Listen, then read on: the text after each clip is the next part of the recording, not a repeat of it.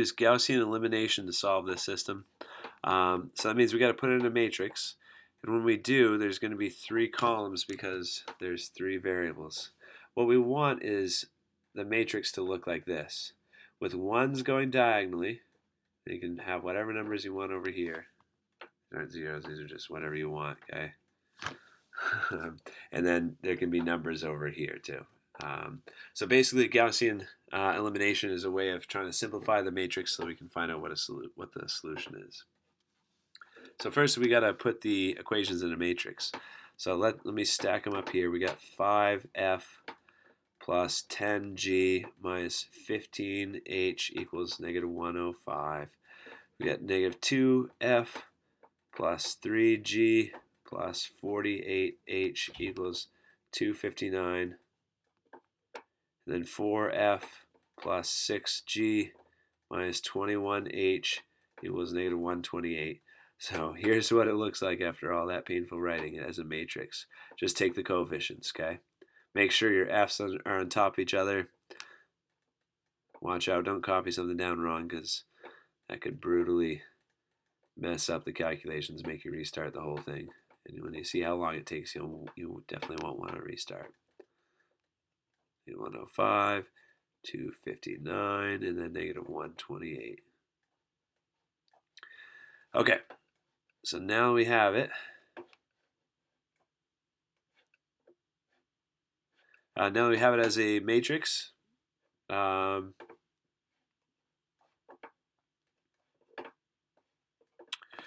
Next step is to try to reduce that matrix to have the 1s on the diagonal like we were talking about. 1s here, 0s to the left of each of those 1s wherever there's a space. What that does is it lets us quickly find the solution for one variable, then we can plug that in to find that solution for the next variable.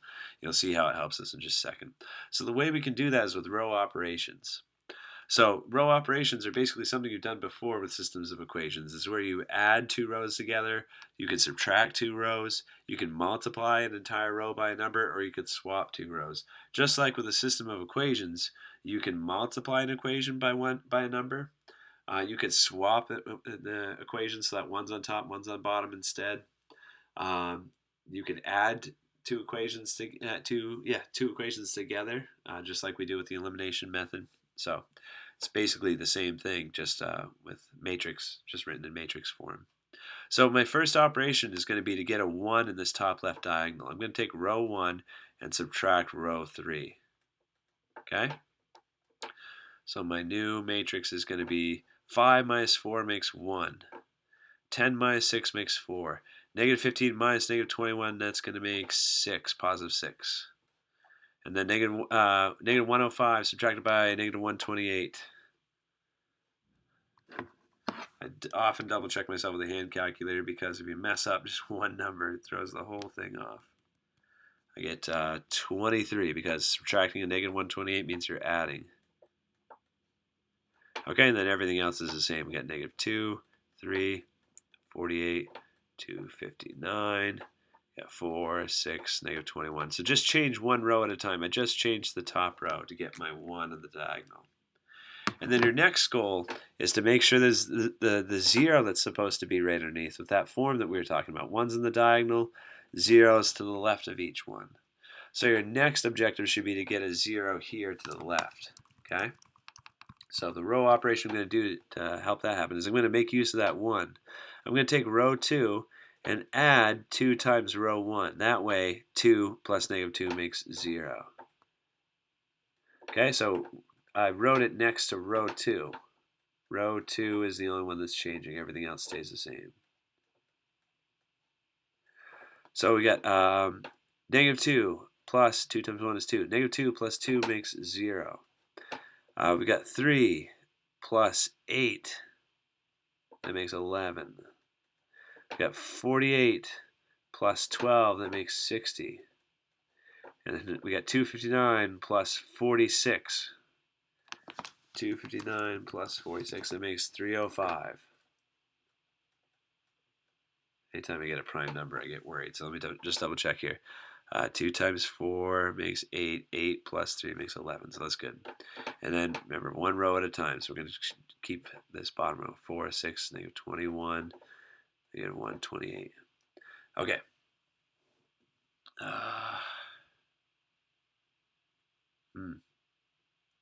It's going to have fractions here, and I think Newton tries to set it up so we don't have to deal with fractions. 5 minus 4 made 1, 10 minus 6 makes 4, negative 15 minus negative 21, that's 6. And nothing's wrong there. And then this second one I just did row 2 plus 2, it makes 0. 8 plus 3 makes 11. Brutal. Okay. Yeah, because the next operation I'm going to do. Okay, so one thing we could do is we could take row 2 and multiply by 1 over 11. Then you're going to have some fractions that's going to make the calculations harder. So if you can avoid that, that might be best. And I think I might have found a way to avoid that. Let's actually swap rows 2 and row 3. Okay, that's one thing we can do with a normal system of equations. You can restack them. It doesn't change the answer. So that's another row operation you can do. And the reason why I'm doing that is so that hopefully I can try again and avoid fractions, okay? Because now if you take row 2 and add, or you can think of it as subtraction if you want, but negative 4 times row 1, negative 4 plus 4 is going to give me that 0 that I need. So let's copy row 1 down. We're not changing that. Negative 4 times 1 makes negative 4. Negative 4 plus 4 makes 0. Negative 4 times 4 is negative 16. Negative 16 plus 6 makes negative 10. Negative 4 times 6 is negative 24. Negative 24 plus negative 21. It's negative 45, right? Negative 4 times 6 is negative 24, negative 20. Yeah, okay. And then we got negative 4 times 23 makes negative 92 plus a negative 128 gives us negative 220. And then we didn't change this row at all. Shoot, we're still going to have a decimal, but at least it's easier to look at. Actually, here, we could do this. We could take row 2 and add row 3 to it, because 11 plus negative 10 makes 1, right? That way we don't have to do that yucky fraction stuff. Okay, so the top row stays the same. Now, row 2 plus row 3. 0 plus 0 makes 0. 11 plus negative 10 makes 1. 60 plus negative 45 makes 15. And then 305 plus negative 220 gives us 85. So there's that one that we needed. And notice I'm trying to focus on just one row at a time. Go do the top row first, make sure you got a 1 there. Then the second row, make sure you have a 0 and then a 1. And now I'm going to work on this third row and make sure I have a 0 here, because there's supposed to be 1s in the diagonal. It's supposed to be a 1. And then 0s to the left. So my operation here is I'm going to take row 3 and add negative 11 times row 2. That way, negative 11 times 1 makes negative 11. Negative 11 plus 11 makes 0.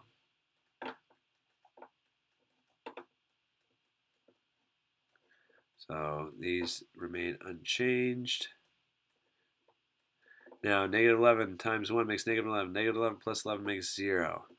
Now, negative 11 times 15, we get negative 165. Negative 165 plus that 60 gives us negative 105.